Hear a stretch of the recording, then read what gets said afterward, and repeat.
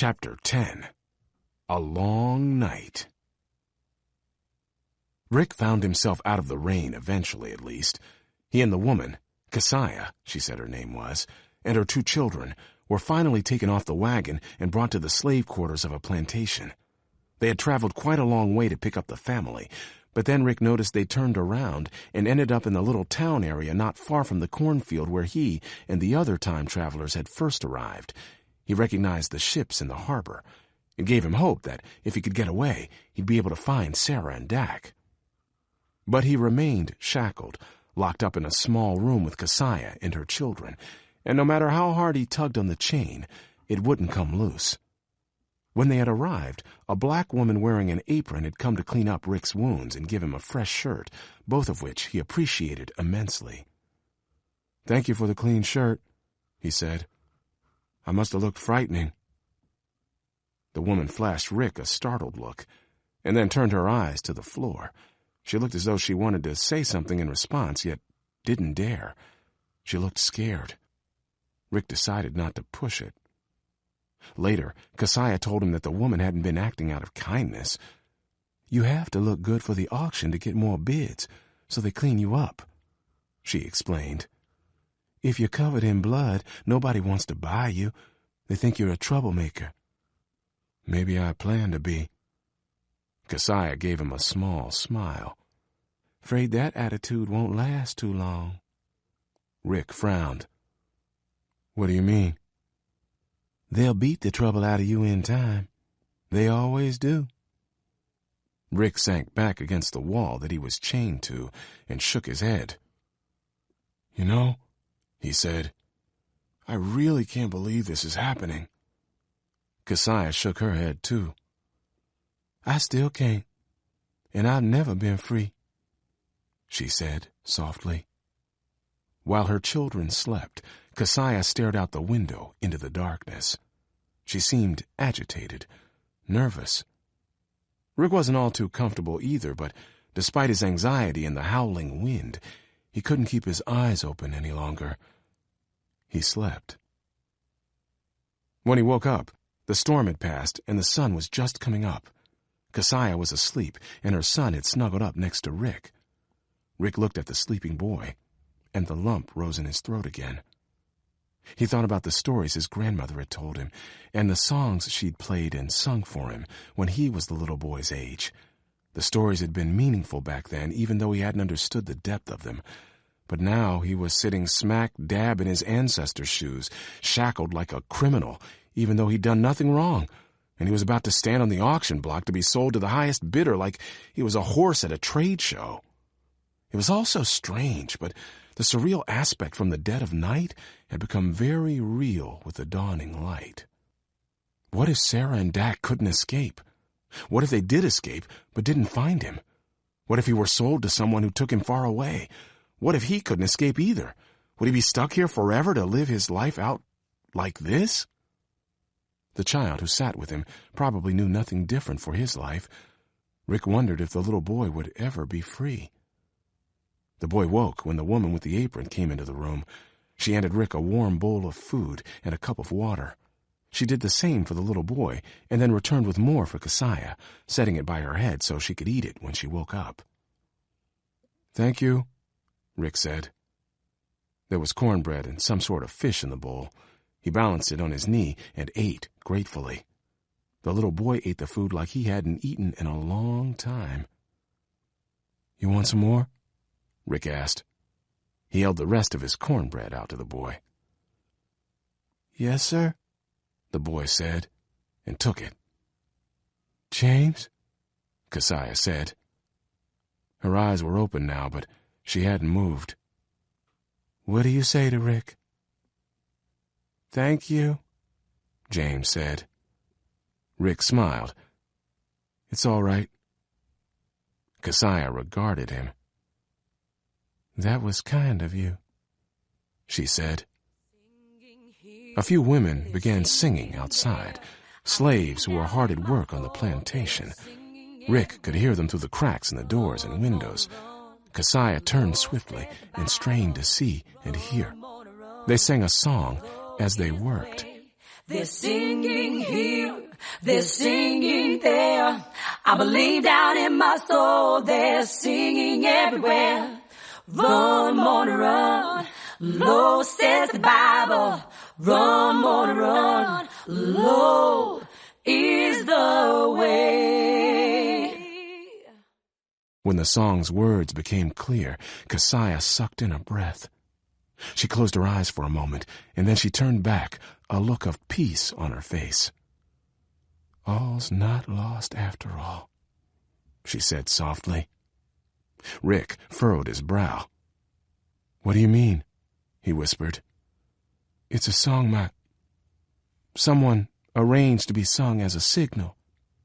She looked at James and then back to Rick. "I don't dare explain right now."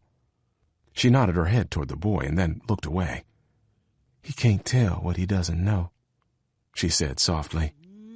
When the song outside repeated, she hummed along, and when they reached the second verse, she sang out in a gorgeous voice, one line only.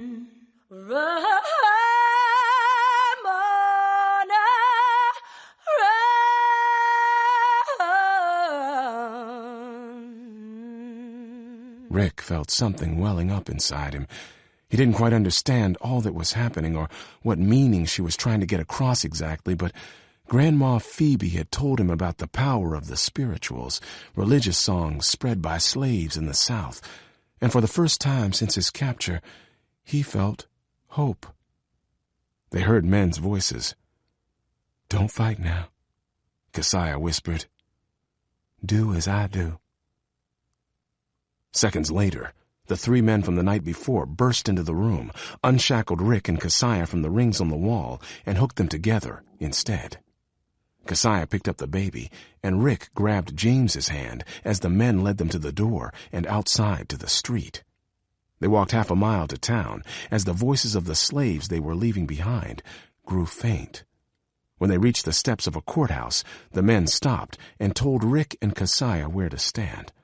And there, posted on the wall of the courthouse in front of Rick, was a flyer that made him gasp. "To be sold by public auction on Monday, December 9th, 1850, in front of the courthouse, the four following slaves: Kissy, about 25, an excellent laborer with children; James Alfred, about 6; Araminta, an infant; and Rick, about 16, inexperienced, suitable for labor or household. The woman belonging to Eliza Ann Brodus, and the man belonging to Mary Lockett." Chapter 11. Busting Out. Sera stood on the ladder, a handful of rock salt from the burlap bag in one hand and the open bottle of French soda in the other. She had changed back into her 1814 puffy bloomers and dress with the slip tied over her hair. "Can I at least have a taste first?" Dak asked. "Sure, but hurry," Sera said. "And keep the noise down. We don't want to wake her up." "Got it, Chief. I'll be as far away from your mad science as possible, trust me." He took a sip and rolled it around his mouth like he'd seen his parents do with wine. And then he made a face. "Yuck!" He handed it back to her. "Just quit goofing off and be ready." "How is this supposed to break the door down anyway? Is this like the soda and candy reaction thing?" "That's exactly what it is, only with rock salt. What's important are the tiny holes in the salt to create the pressure and explosion, and it won't be able to blast the door open. It's just going to unlock it." "So, no fire involved?" "No fire. That would be dangerous in an enclosed, windowless room." Sera gave him a patronizing smile. "Although, if only you'd had a can of squeeze cheese, now that plus the oil lamp could have been a really awesome explosion." "Stop disrespecting my favorite foods already," Dak said. He rolled his eyes and went back to the corner of the cellar. "Okay, I'm ready. I've got all our stuff in my coat, including your Quaker clothes. I freaking love this coat, by the way. So many pockets." "Good. Keep my clothes dry if you can." She swallowed hard. "We're going to experience extreme stickiness, but it can't be helped." Dak zipped his lips and hovered against the wall. He put his Quaker hat on to protect himself further. Sera glanced back at him and then held her hand above the bottle. "Stay back, in case I fall." Dak nodded. Sera figured he wasn't planning to catch her. 3, 2, Sera whispered. She wrapped one leg around the ladder to keep herself from losing balance, and she aimed the bottle toward the little hole that housed the spinning lock mechanism. 1. She shoved the rock salt into the neck of the bottle as quickly as she could and pointed. The liquid shot out at great force just inches from the hole, but Sera couldn't see a thing as frothy soda bubbles rained down all over her face. All she could do was squint and hope the pressure of the liquid was forceful enough to push the rotating lock a quarter turn. It rained for 10 seconds before the foam slowed. "Here," Sera said. "I saved you the bottle." Dak ran to grab it and then retreated once again. Sera peered up at the lock. The entire ceiling above her dripped with soda.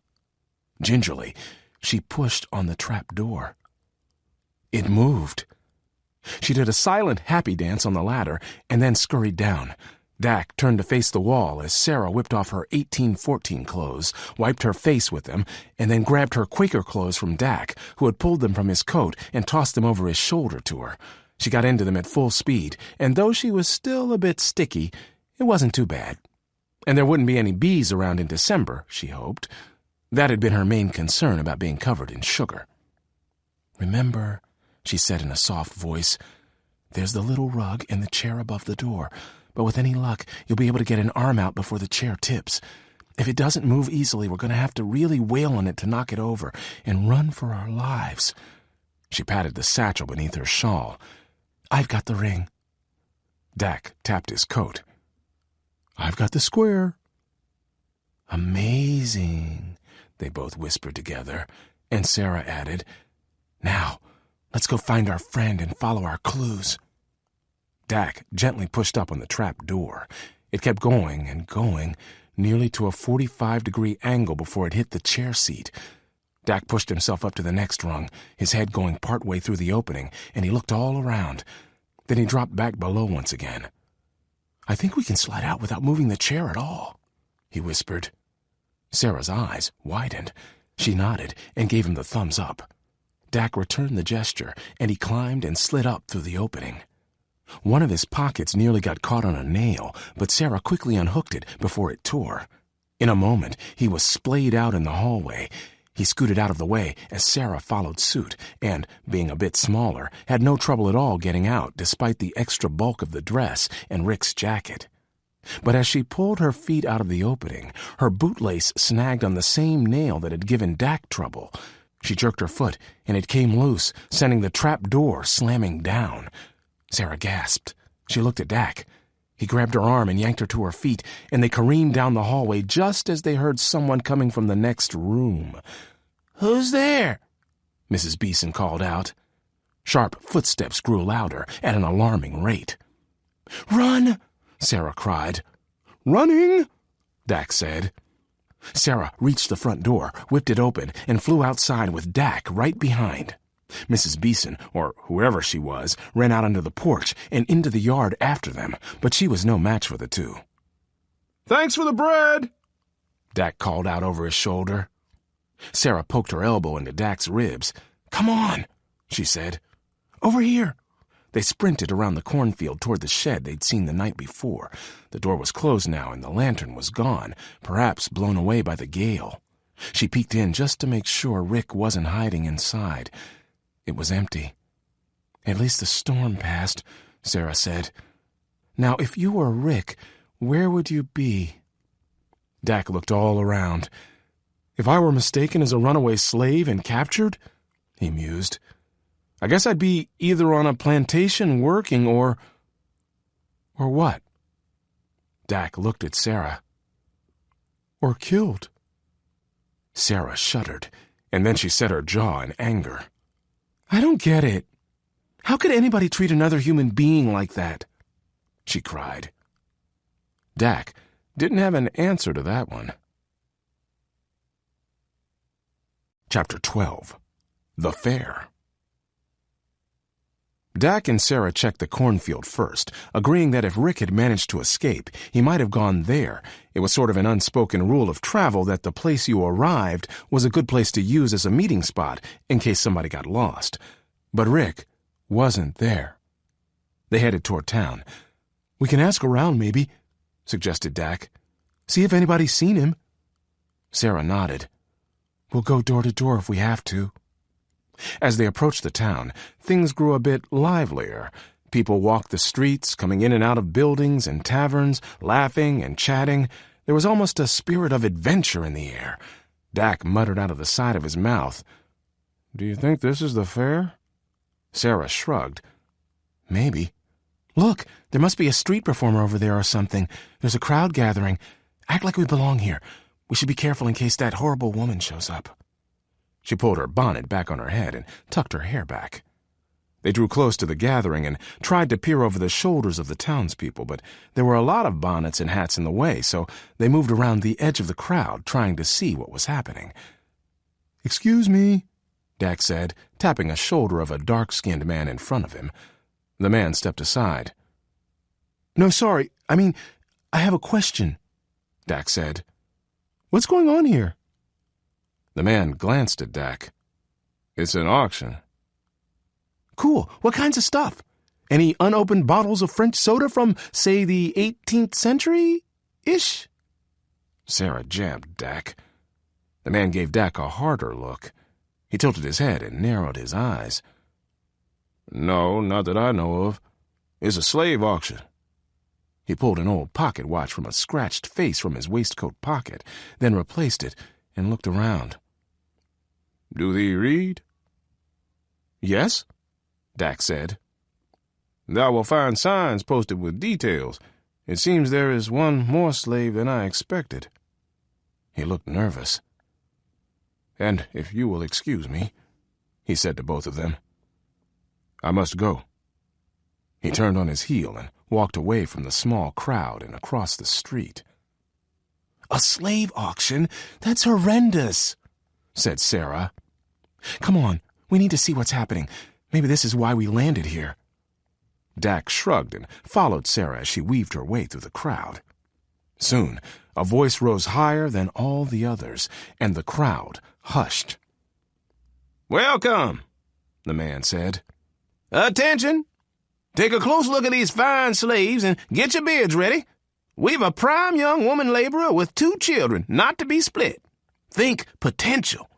A boy around 6 and an infant girl, 2 generations of work for the price of 1. And we have a strong young man around 16, suitable for hard labor or household work. Last chance to examine them is now. Bidding begins in 30 minutes. Sera and Dak pushed to the front, much to the annoyance of the adults who were waiting to get a closer look at the slaves. Finally, Dak made it around the bulk of the townspeople and found an open space off to the side. He looked over at the short, makeshift platform in front of the courthouse, and then he gasped. "Gorgonzola milquetoast," he cried, turning to Sera. "It's Rick."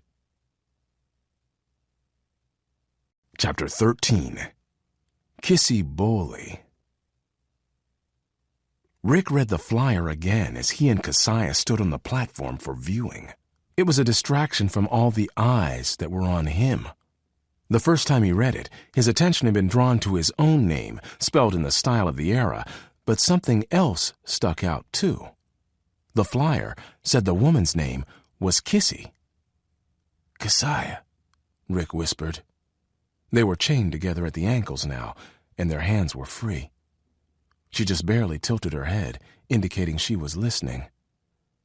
"The flyer says your name is Kissy Bowley. Is it really Kissy?" "Folks call me Kissy. Keziah is my given name." Rick was quiet for a moment. How could he ask her without sounding odd? "Do you have an aunt, by any chance?" "I have about a dozen aunts." Rick shoved his hands in his pockets and looked out at the sea of mostly white faces scrutinizing him. He wanted to kick each and every one of them. "Aunt Minty?" He said it so softly that He wasn't sure she heard him. "Who are you?" she asked, her tone suspicious. Rick squeezed his eyes shut as a remnant of cold nothingness socked him in the chest. He couldn't finish the sentence. He didn't know what to say. "Who are you?" she demanded. "How do you know my aunt?" Rick hazarded a glance and caught her eye. He tried again. I think we're related." "Quiet down," one of the handlers said, poking Rick in the back with a stick or a cane or something. He didn't dare speak again. Sera stared. There was Rick, standing on the wooden platform, shoulders uncharacteristically sloped forward, and a look of emptiness on his face that pierced through Sera's gut. "What on earth?" she muttered, and then she stomped over to the front of the crowd. "Out of my way," she said whenever anyone tried to stop her. "That young man is not a slave." "Sera!" Dak cried, and then he went charging after her.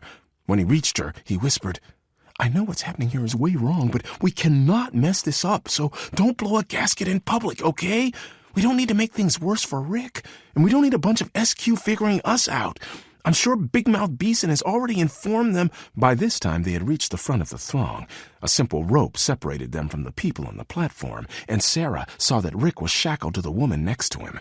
Sera pushed in against the rope as far as she could go, so that she was only a few feet away from him, and no one stood next to her. "Rick," she said in a harsh whisper. He lifted his head. At the sight of her and Dak, Rick's lips parted slightly. Then he closed them again. His eyelids closed for a long second, and he took in a deep breath and let it out slowly. When he opened them again, he looked directly into Sera's eyes. She could see his were swimming. He pressed his lips together and looked away. Sera studied him. "Oh no, they broke your nose?" Her bread-to-the-face incident seemed embarrassingly minor compared to this. She felt heat rising from her neck for having made such a big deal about it. When Rick didn't answer her, she set her jaw and muttered to Dak over her shoulder, "He's not allowed to talk to us." Angry tears came to her eyes. "This is so wrong." "It's awful," Dak said. "We need to get him out of here, but we have to play it smart." He nodded toward the big men roaming the area, looking like they wanted to pound and slice anybody who ventured too close to them, or the slaves. Sera fingered the lapels of the coat she so desperately wanted to give back to Rick, but she wasn't sure what would happen if she did it. There were 5 burly men surrounding the platform, and she didn't want anybody to get in trouble, especially Rick. She dropped her hands and clenched them at her sides. "Where on earth are the people who can help us?" she whispered to Dak. "There has to be someone who can help." She looked around. The slave woman lifted her head and caught Sera's eye, and then immediately shifted her gaze to a spot in the distance. She remained staring at it, unmoving. "Did she hear me?" Sera whispered to Dak. She watched the woman gaze steadily, and then Sera slowly turned to look over her shoulder. All she could see was an angry-looking man's giant nostrils and bloodshot eyes. She looked up higher, above his head, and saw a squat steeple across the street. Sera smiled politely at the man, then slowly turned back to face the podium. "The church?" she whispered. Sera thought she saw the woman nod, but it was so slight that Sera couldn't tell for sure. However, she was certain the woman didn't shake her head no, so she supposed her hunch was correct. The crowd pushed in on Sera, and she strained against the rope, trying to come up with a plan before anyone pushed her aside. Dak began to chatter with people behind Sera, and she could tell he was distracting them purposely. She looked at Rick one last time, wishing he wasn't tethered to the woman. This would be one time she'd be willing to use the infinity ring to warp the 3 of them out of here, but she couldn't very well take the woman and baby with her, leaving the little boy standing here alone. That would be terrible. The poor little boy would never get over it. "We'll get you out of here," Sera whispered to Rick. Her tone was confident, but at the moment, she had not one single idea how she would keep her promise. Rick didn't react. He just swallowed hard and kept his eyes to the ground. Chapter 14. Where the crud are the historians? Sera and Dak left their spot in front of the courthouse steps and pushed to the outskirts of the crowd so they could talk without a bunch of rotten slave buyers breathing down their necks. Where the crud are the historians? Dak asked when they finally had some space. Sera smacked him right in the square. According to the clue, she said, they're either at the post office or some guy named Gordon will lead us to one. I don't know. But it's never taken us this long to find help before, and we even speak this language. Sera glanced down the block and across the street to the little church that the woman, whose name was Kissy, according to the auction sign, had stared at. We don't have time to run there now before the auction starts. We can't let Rick out of our sight. The clue says we need the post office, not the church. Sera worked the edges of her shawl, her eyes darting this way and that. I know, she said, but did you see her look up when she heard me say we needed help? You mean like Mrs. Fake Squaker Woman did? Dak was skeptical. Something very fishy is happening. The dark-skinned Quaker man that Dak had talked to earlier now walked back toward them from across the street, returning from wherever he'd gone. He was singing a song, and when he reached them, he gave them a meaningful look. Sir? Dak said. The man stopped. How can I help thee? Where's the post office? There's no post office in Cambridge. Dak stared at him. Well, where's the nearest one? The man raised a finger to his lips, drawing it over his mustache in a contemplative manner. You're not from around here, are you, children? No, Sera butted in. We're not. She gave him a long look. He nodded slowly, and a smile played at the corner of his mouth. I see. I reckon the post office you're looking for is in that church, then. Dak and Sera looked at each other, and then back at the man. Nobody's there to help you now, though. Probably not until this afternoon. He tipped his hat and began to walk away. Thank you, Sera called out after him. Sir? He turned. Is your name Gordon? He looked puzzled. No, miss. It's John. John Bowley. He nodded one last time and walked back to the auction area, singing once again. I think he's on our side, Dak said. But why didn't he say anything? Maybe he's not sure about us. At this point, I'm not sure about anything, Sera said. SQ posing as Quakers, inviting runaways in and then capturing them and selling them back to plantations, keeping people working against their will and treating them like dirt? Why, Dak? Think about it, Dak said. Plantation owners have a lot of land to farm, more than they can handle on their own, so they buy a slave and they get them for life, or however long they want them. They don't have to pay wages day in and day out. When a slave runs away or gets set free, the plantation owner feels like they lost money. They have to buy another slave. Sera exploded. They shouldn't buy slaves at all. They should hire people and pay them, not force them against their will. I know that, Sera, but you asked for an explanation. I didn't say it was right, and I don't think it's right, but if you're wondering why plantation owners want to keep slaves from escaping or keep the government from freeing them, well, that's why. Money. So they don't see it as immoral, Sera said. They see it as good business. Dak nodded. And the SQ has chosen their side. Not exactly surprising since there's money and power at stake. They can't resist the chance to keep people down. Who knows what would happen if slaves were able to escape and work with the abolitionists? But now everyone is scattered. The Fugitive Slave Act is scaring people who might want to help runaways. Slaves get punished if they talk to anyone. Without communication, there can be no collaboration, he said, taking a quote often used by his father, although his father had used it when talking about household chores.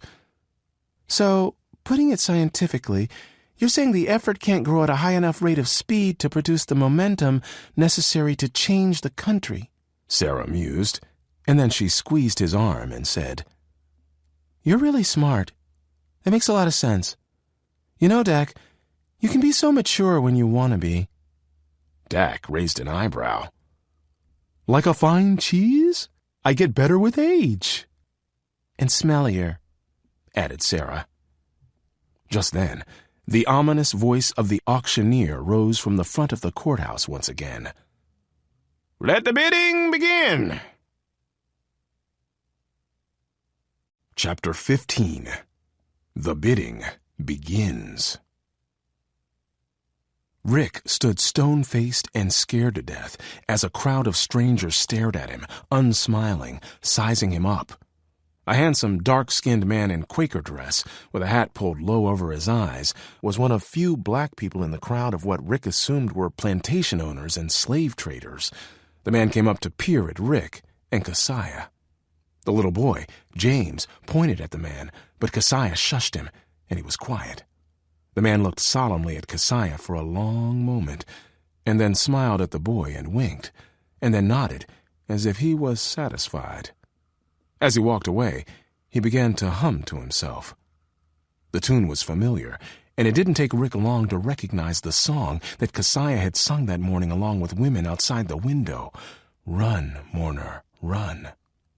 Rick looked at Keziah from the corner of his eye and watched as her entire body seemed to relax. She let out a light, shuddering breath and inhaled deeply.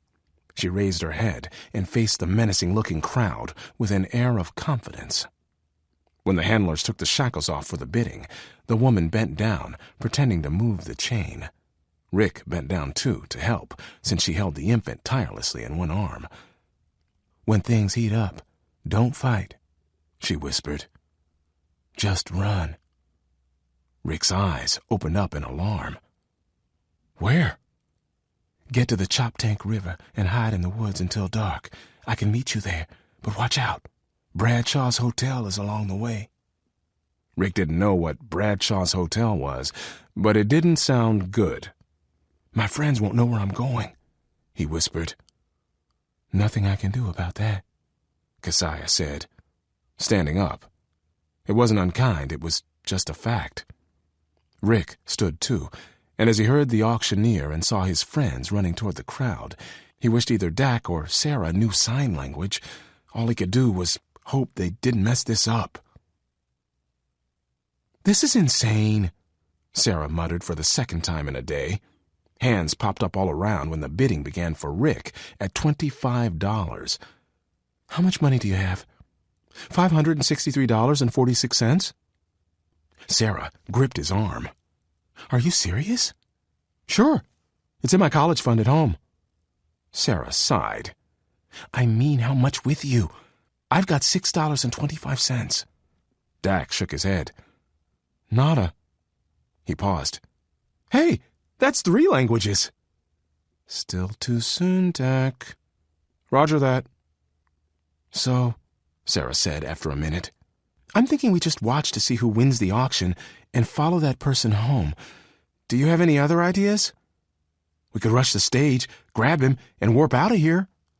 Yeah, those enormous constables or handlers or whatever they're called won't mind. I'm sure they've never seen anybody try anything at a slave auction before.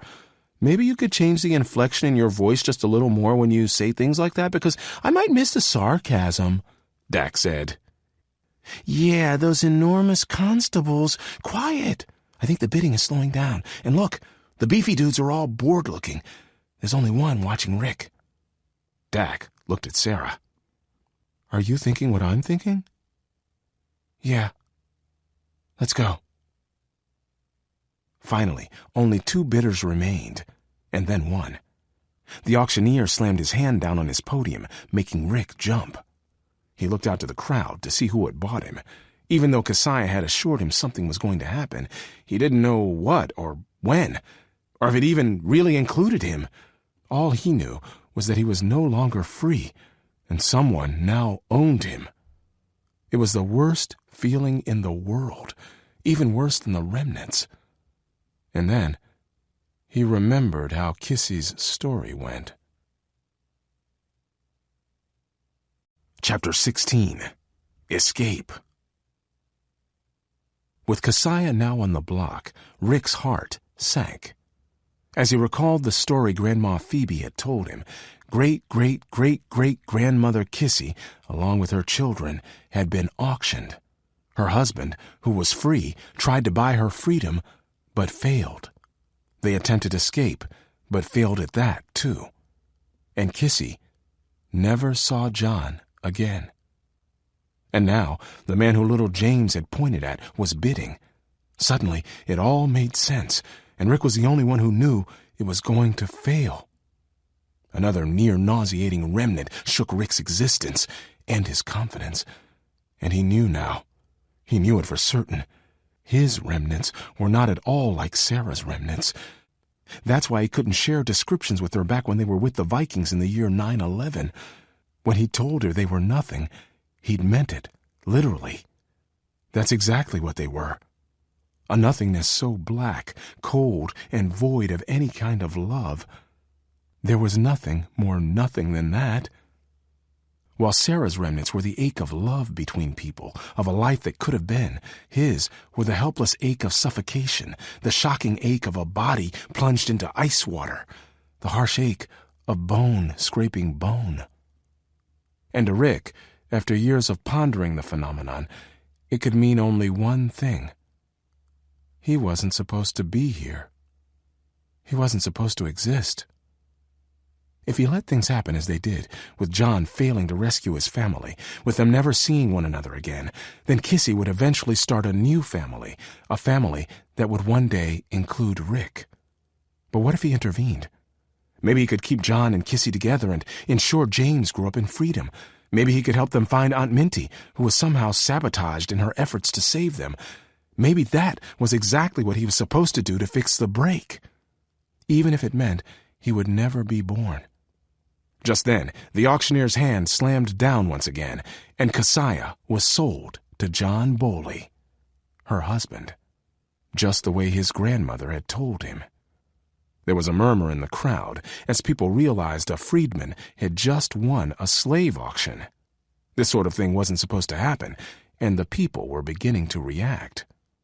Rick wasn't sure what would come next, but what he didn't expect to see was Dak and Sera running toward him, holding out the infinity ring. "Grab on!" Dak shouted. Rick shook his head in disbelief. As much as he wanted to, he couldn't abandon this mission now. "No!" he cried. "Don't touch me!" He dodged around them and took off running. His shouting alerted the handlers, who turned their attention from the restless crowd back to Rick. Dak and Sera stood speechless, caught completely off guard by Rick's reaction to their rescue attempt. They watched as he ran down the courthouse steps, and the 5 guards gave pursuit. Kissy, meanwhile, wasted no time. She pushed her son into John Bowley's arms, then, cradling her baby to her chest, leapt off the steps and disappeared into the crowd. "Come on!" Dak cried, taking off after the guards. "We can't lose sight of Rick!" "I know!" Sera hollered back. "But it's hard to run in this moo-moo. Just try and keep up. Just try wearing a dress," Sera said back at him, but not as loud. "Look," she called. "He's circling around. We need to cut the big guys off so he can get away. This way." She veered off toward the church/post office/whatever it was, and Dak doubled back and followed her. "You take the far one, I'll hit the close one, and with any luck—" Dak waved his arm to shush her as Rick ran past. "Sanctuary!"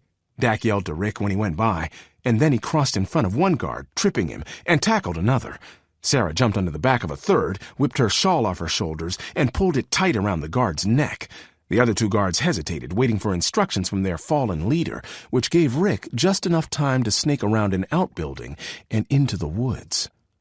The guard Dak had tackled shoved Dak off of himself and started running again, while Sera's guard fell to his knees, gasping for air and slapping at Sera's legs. As soon as she could safely hop off, she did, leaving a nasty rope-like burn around the guard's neck as she pulled her shawl free. She gave him a final kick with her boot between his shoulder blades, grabbed Dak's hand to pull him to his feet, and then they headed in the opposite direction, so filled with fear and adrenaline that they didn't look back until they had made it all the way to the wooded lot behind the church. They stopped to catch their breaths, realizing that exactly nobody had followed them. They high-fived behind a gorgeous sassafras tree, and then the accolades, complete with various accents, began. "Where's the two Musketeers?" "No, we're Inigo Montoya." "No, we're the Incrediblists." "No, we're the Count." "Wait, what?" "The Count." "The Count of what?" "You know, that one guy who was really tough and vengeful and stuff." "Oh, no, I guess I don't know. They named a sandwich after him or something?" "You mean the Earl of Sandwich?" "No, I'm quite sure it was a count. Well, in any case, we rock. We roll." They both looked around. "But we still don't have Rick."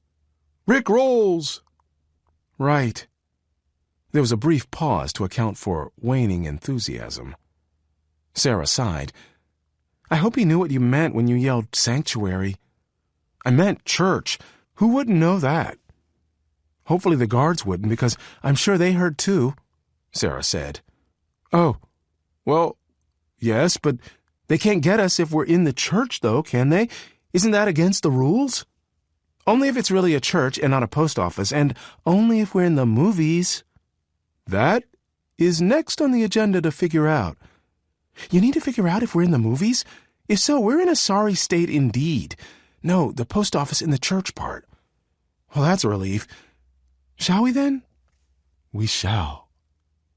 Sera slipped her hand in the crook of Dak's elbow, which made him stand all stiff and weird because he'd done that once before when he was the ring-bearer at his Aunt Tricia's wedding and he had to escort some little crying girl down the aisle and throw the stupid flower petals for her because some strange, wart-faced old woman hissed at him to do it at the last second. Dak shook his head in disgust, remembering. Parents really had no idea what psychological issues they caused, making their kids do such horrible things. Anyway, Dak pulled his arm away. Sera shrugged and picked up her dress instead so it didn't drag on the squishy, moist peat and wet grass, and they snuck in the back door of the church. Chapter 17. Down by the River. Rick felt like he could run forever. It was a kamikaze mission, after all. What did he have to lose besides his own existence? His heart lifted as he zigzagged around the bumbling guards, loping along at a very comfortable pace for a guy who'd played halfback in soccer for the past 7 years. Not that his parents had ever taken the time to see him play, and while his broken nose throbbed, his focus was on leading the men farther and farther away from the river so he could lose them for good. If only he could get word to the church, to Dak and Sera, that he wouldn't be making it there to meet them. Perhaps there was a way to do so. He wasn't sure, but he also remembered the clue, and he hoped that they would do what they'd all promised one another they'd do. Complete the mission. Complete the mission.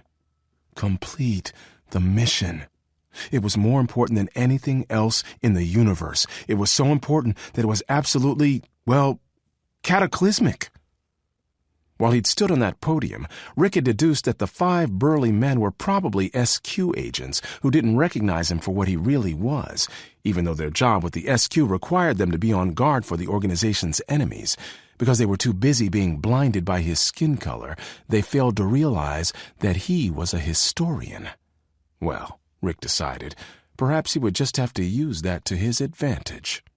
Now, a good 3 miles into the woods, he led them on the chase in zigzag fashion. When they started to lag, and he knew not only that he could get away, but also that they wouldn't make it to the Choptank River any time soon, he jumped into a small stream, stopped, and started running through it, back the way he'd come. His footprints in this damp soil would be too easy to track, but the water would fix that. So he jogged all the way downstream to where he could see the town again, from a different side this time. Once he got his bearings, he stepped onto the grass, pulled his hat down over his eyes, and tried to look like he was running errands. He kept his head down and didn't look anybody with light-colored skin in the eye. He saw a bustling hotel from the backside and got past it without incident, and then continued on to the Choptank River. There were small ships and oyster boats all along the wharf, up to where the docks met the woods. Rick headed that way, unsure what to do next except hide until dark. This was as much information as Keziah had been able to give him, but he definitely had to wait for her. He hadn't figured out all the pieces yet, but between the clues in the square and the evidence of his own remnants, it seemed Kissy and her family were caught up in the SQ's plot. He told himself, It all came down to the mission. But this time, it was personal. He absolutely had to see to the families, his families, safety, no matter what happened along the way, and no matter the consequences. Chapter 18. The Postman Delivers. Dak and Sera burst through the door of the church and looked around, expecting to see some sort of activity. But there was no one there at all. The afternoon sun streamed in, giving the church not only light, but a bit of warmth as well. "So where's the post office?" Dak asked. Sera looked around. "And where's Rick?" "You know," Dak mused, "isn't it kind of illegal to have a post office in a church? Thomas Jefferson often spoke against the mingling of church affairs with those of the government, and the post office is a government institution." Sera shrugged, not really caring. "Then again," Dak continued, "Thomas Jefferson also said all men are created equal, and even put it in the Declaration of Independence. Yet he owned slaves. That doesn't seem quite right either. There was this one English guy, an abolitionist back then, who said something like, 'There's nothing more absurd than an important dude signing something saying everybody's the same with one hand while holding a slave whip in the other hand.'" Sera squinted at Dak. English guy had a point. She looked around the church. It was simple and sparse.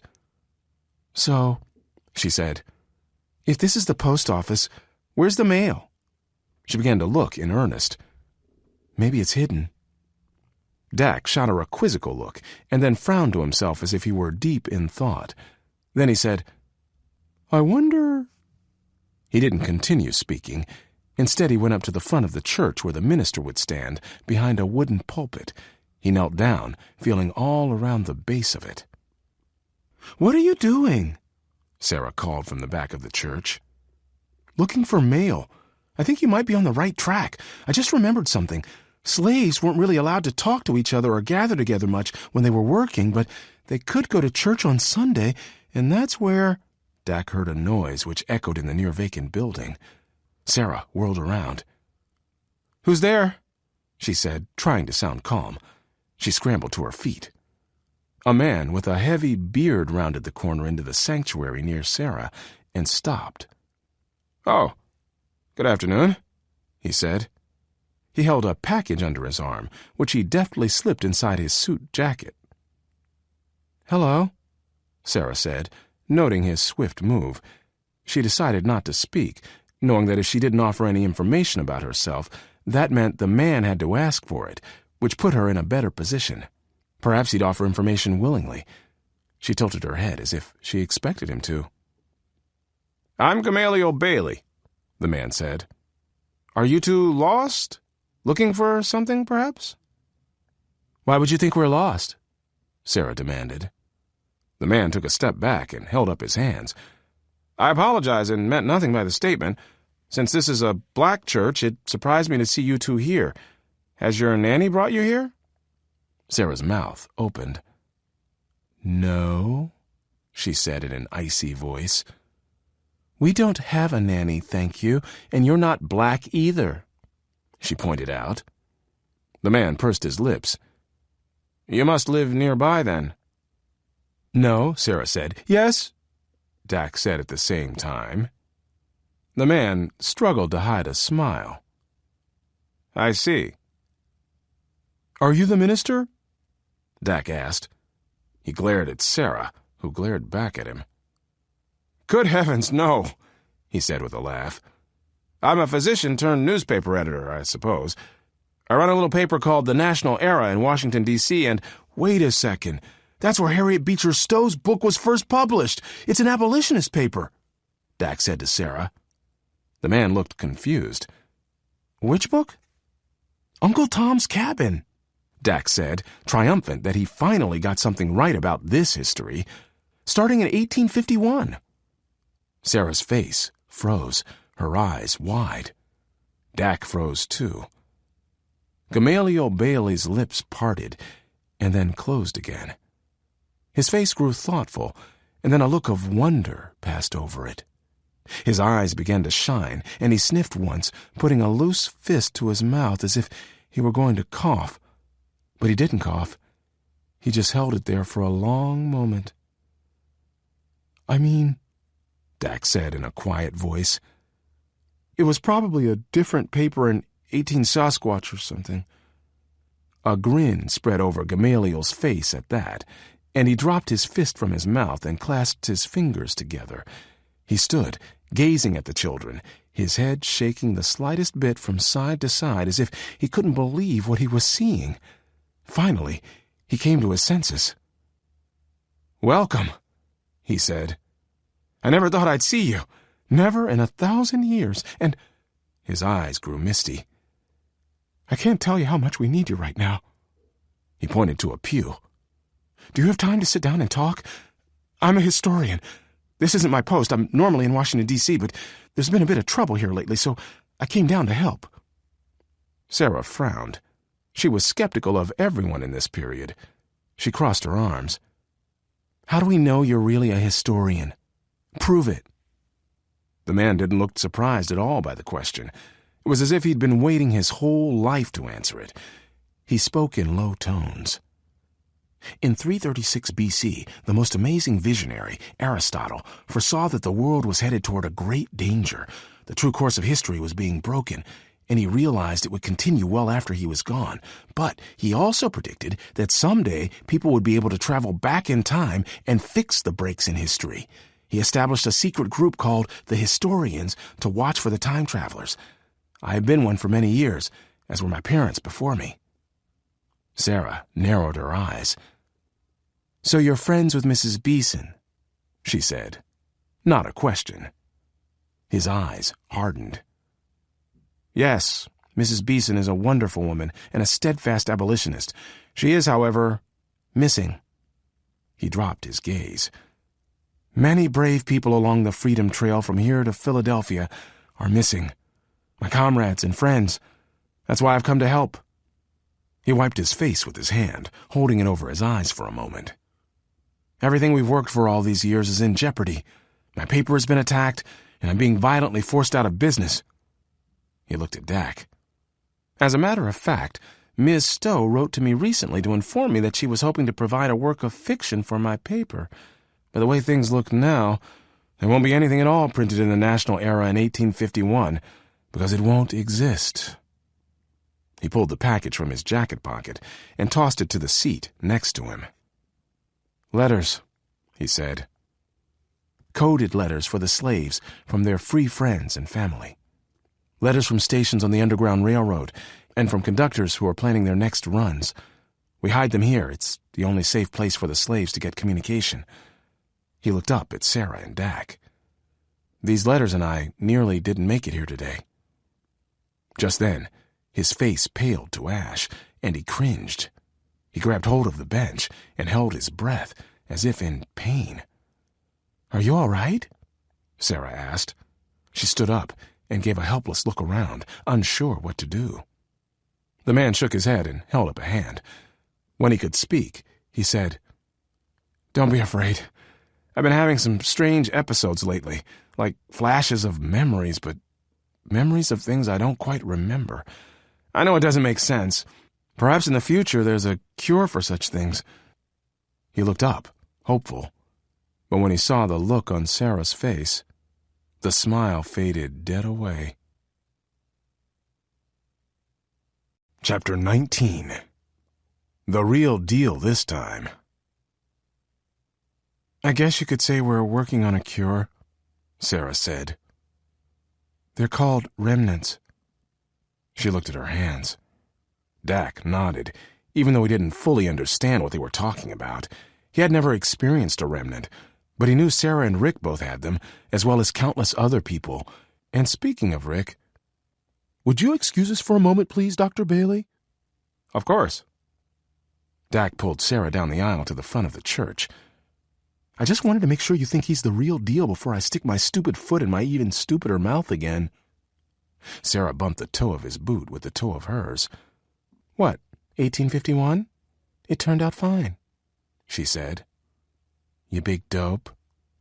He grinned, feeling loads better now. So do we believe his story? I think we do. Do we? Yes. And maybe next time we'll be smart enough not to believe every person who tells us they're on our side. We can't be perfect every second of the day, Sera said. Okay, let's trust him. And then, Dak said, peering outside through the windows at the late afternoon sunset, we really need to find Rick and that Gordon guy. Rick should be here by now, Sera said. Maybe he didn't know the meaning of... She trailed off with an embarrassed smile. Oh yeah, linguist. I thought it was too soon for linguist jokes. Stop it. Let's go. They returned to Gamaliel Bailey, and Dak spoke up. So, if you're sure you're feeling all right, we need to start looking for our friend Rick, who is also a time traveler. He was captured last night by the imposter Mrs. Beeson and sold as a slave today, which really messed up everything, even though he escaped. I'm sure fake Mrs. Beeson is not as lovely as the real one. Oh dear, that's terrible, Gamaliel said, standing up and wringing his hands. I'm here to help you, though, and I will do everything I can. We also need to wait here for a bit, then find and follow some drinking guy named Gordon. Any chance you know him? Gordon? I know of no such man, I fear, but you'll remember I'm not from here. You're to follow him, you say? Yes, but we also need to find Rick. Dak was beginning to get anxious. I hope he hasn't been captured again. Gamaliel Bailey lifted a finger as if to speak, then held the pose for a moment, a puzzled look on his face. Forgive me, children. I'm replaying our conversation in my mind. Did you say you were to follow a drinking man named Gordon? Sera raised an eyebrow at Dak, then turned back to the man. Yes, she said. Can you tell me your instructions exactly? Sera tapped her finger against her thigh as she rattled off. Seek not lantern or friends. After tomorrow's fair, visit post office. Wait, then follow the drinking Gordon. Gamaliel almost smiled, but he still had a puzzled look on his face. Was it in clue form? Yes, it was set up like a telegram sent from Gordon. The man chuckled, and then his laugh grew louder and louder. Oh, he said. Oh, my. I surely needed that today. Gordon indeed. Sera and Dak looked at each other as if poor Gamaliel had lost his marbles. Children, it's not a man you seek. It's a constellation. I'm sure signing the telegram with the word gourd would have been too obvious, so I imagine your guide was being clever. Can you guess which constellation looks a bit like a drinking gourd? Dak knew astronomy was Sera's weakest science, and he didn't have a clue what a drinking gourd looked like, so he was no help. When neither answered, Gamaliel said, A drinking gourd is the hollowed-out bottom half of a gourd, which is sometimes used as a cup. Attached to the gourd is a stick several inches long so that if you leave the gourd in a pail of drinking water, the handle sticks out above the surface so you can grab hold or use it as a dipper. He emphasized the last word. Oh, I get it, Sera said. This is an easy one. The drinking gourd is the Big Dipper. And the Big Dipper points the way to? The North Star, Dak said. Your clue said to wait, Gamaliel said. Probably until the stars come out. And then we follow the drinking gourd. But where? Sera said. She didn't like dealing with such vague instructions. Sera, Dak said in a very serious voice. Dr. Bailey said abolitionists are missing from here to Philadelphia. We saw for ourselves that the SQ is responsible, so we need to go north. We'll follow the Freedom Trail, flush out the phony abolitionists, and find the real abolitionists so that they can continue to help runaways and work toward freedom and equality. Gamaliel stood, hat in hand. As it stands now, the plantation owners are winning against us abolitionists. They're using more and more violent means to stop us. My newspaper has been threatened, and so is my life. I will fight to the end to keep my paper going, but I'm afraid if they get rid of me, no one else will dare to step in. It's very dangerous. He turned to Dak.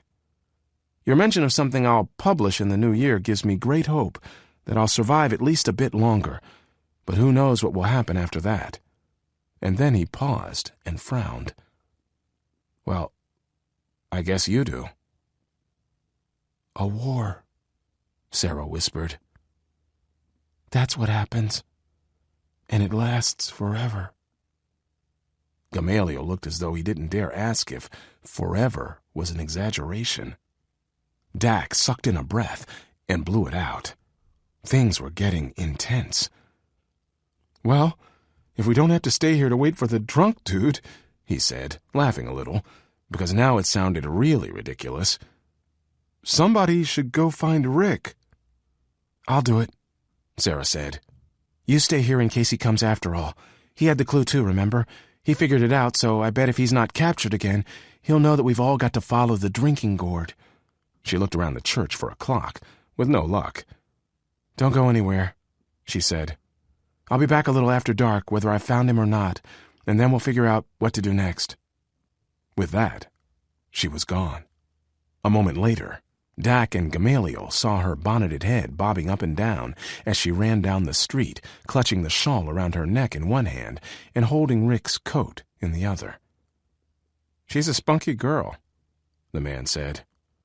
"All the girls are like that in our time," Dak grimaced. Gamaliel smiled warmly. "Good. There's hope, then, for all. That gives me more joy than you know." When Sera had disappeared from sight, Dak turned back to the historian. "How do we follow the drinking gourd exactly? The sky is so vast. Are there trails, or do you just sort of go north?" "The way to freedom here along the coast," Gamaliel said, "is to go to the water, but there are no set trails. Most runaways have to make it out on their wits alone, or with a bit of help from other slaves or freedmen, and the occasional pale-skinned abolitionist who has no qualms about breaking the law. But we're lucky here. The Choptank River is just a few blocks away. It feeds into the Chesapeake Bay. Until about a week ago or so, runaway slaves were sometimes able to escape with a sympathetic sailor and get as far as Baltimore, at least." "But not now?" "Not now. Not safely, anyway. With all of the SQ posing as kind, good-hearted abolitionists, luring runaways into their homes in ships to capture and sell them again, there's no way to know whom to trust. It's chaos. We desperately need to get our historians back and restore the system, or else no one will ever hear of the Underground Railroad." His face was solemn. Dak didn't have the heart to tell him that in their time, no one but the geekiest historians had ever heard of it, and they knew it as a failure. Chapter 20. Finding Rick. Sera ran from one end of town to the other, which took almost no time at all in a town that didn't even have a post office. She poked her head inside a tavern, wrinkled up her nose, and backed out again. Rick wouldn't be in there. She slipped into Bradshaw's hotel, where a group of men stood in a circle talking about buying and selling slaves and how much money they were making these days thanks to the Fugitive Slave Act, which they called the Bloodhound Law. She wandered past them and stood nearby with her back to them, pretending to wait for someone, and they took no notice of her at all. She saw the fake Mrs. Beeson slip into the hotel, and that was enough to make Sera circle the group and exit in a hurry. She didn't see Rick anywhere, so reluctantly she left and turned toward the Choptank River wharf. Since it was December, she was surprised to see so much activity by the water. The air was brisk. Sera pulled her shawl tighter around her shoulders and scanned the various boats as daylight disappeared. She was getting anxious. She decided that Rick wouldn't be milling around on the road after what had happened earlier, so she took a very long walk in a roundabout way along the river behind the village shops, following a small stream into the edge of the woods on her way back toward the church. And that's where she spied a young man sitting with his back against a tree. She moved closer. "Rick?" He scrambled to his feet and whirled around. "Sera," he said. "Wow, you scared me. I'm so glad to see you." She ran up to him. "Why didn't you come to the church? Didn't you hear Dak? I heard him, but I couldn't. I can't. There are slave traders everywhere. I couldn't risk crossing the street after what happened earlier. Everybody knows what I look like. Well, it's getting dark now. Can you come with me? We'll sneak across." He sighed deeply. "It's not just the risk," he admitted. Well, I'm supposed to meet Keziah here. See, I found out a bunch of stuff. She's related to me and—" Sera stared. "She's what?" "She's my great-great-something grandmother. I know it's crazy, but I'm telling you, being up on that platform was like deja vu. I'd heard the story of that auction so many times from my grandma Phoebe. I didn't even realize. It was just so strange and awful, but somehow it was amazing because she's, my family." Sera gazed up at him, wishing she really did understand. "Does she know that?" "No, but I know something's weird, and I know from my grandma that something bad happens, and I think it all has to do with the break. I need to stay with Keziah. I need to make sure she stays safe. He hesitated, then said in a very quiet voice, "It has something to do with my remnants, Sera." He left it at that, and Sera knew better than to press him for more details. "We're bound for Baltimore, and that's the same way you guys have to go too, according to the clue. You got the drinking gourd reference, right?" Sera said in a breezy manner. "Oh yeah, sure, right away. Easy one, yep." He grinned. "I knew you'd get it eventually. Did you find the historian? The real one, I mean?" "We found a historian, yes. He's very nice." "Good." He dug the toe of his boot in the mud, thinking. "Okay, then. Here's my plan. I'm going with Kissy and John tonight. She's a runaway, and he's a fugitive for taking them, so we're all on the run, and I'm going to keep them safe until we meet Aunt Minty in Baltimore. She's supposed to take them farther north, but something goes wrong along the way, something I may be able to help with, so," he said, "I will meet you guys in Baltimore, and we'll figure out a plan from there." He waited, not breathing, for her response. Her face wrinkled up. "But Rick," she said. No. We need you, and I hate when we're all split up. It makes me really nervous. How far is Baltimore from here?" "It's north, up the Chesapeake Bay, like 75 miles. You guys can take land, and I'll take the water where it's safer. Okay? Please?" He jiggled his foot with nervous energy. She looked skeptical. Rick sighed. "Remember when we were in the 885 break, and Dak was desperate to experience a Viking ship because he's so in love with history and it was the chance of a lifetime, and so we said, fine, go ahead? This is like that. This is my Viking ship." He grabbed her hand and looked into her eyes. "Please, Sera." She flushed in the dark and looked down. "Yeah, okay, I get that, but look at the trouble Dak made because of his once-in-a-lifetime opportunity. He could have died, or one of us trying to rescue him. Yes, but there's no war here." He bit his lip, knowing he was too loud, and lowered his voice. "There's no war, no projectile missiles or boiling oil raining down. It's just a simple overnight ride up the bay."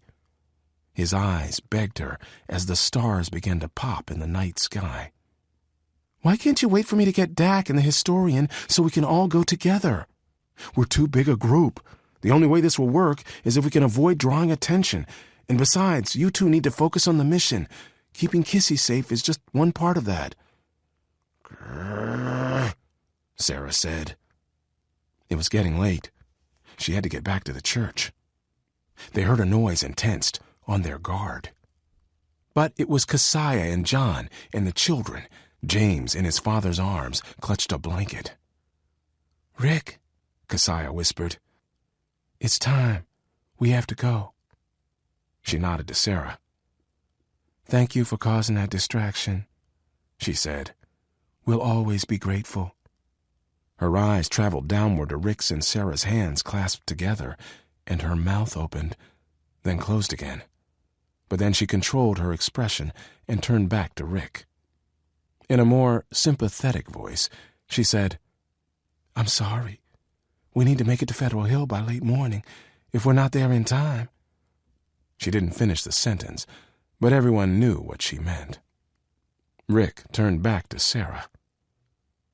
"Please," Sera looked from Keziah to John to Rick, closed her eyes, leaned back against the tree, and sighed. Keziah and John both nodded their goodbyes to Sera and turned to go. Sera pulled her hand from Rick's and picked up the Quaker jacket, holding it out to him. "Here," she said. "Go. Stay safe, all of you. I don't know how long it'll take us to get there." She trailed off, hoping Gamaliel would know. Rick took the jacket and surprised Sera by grabbing her in a tight bear hug and whispered, "Thanks," in her ear. Then he added, "Federal Hill in Baltimore. I'll see you there tomorrow." He turned, taking a few steps to follow John and Keziah. Then he paused and ran back to Sera, gripped her forearms, and looked wildly around. "If something happens and we don't make it, or I don't make it, you know what you have to do. Promise me?" Sarah's lip quivered. "Nothing will happen to you." She stared at him, his gaze unwavering, waiting. "If it does," he said urgently. Finally, she nodded. "I promise," she whispered. He turned and was gone into the night.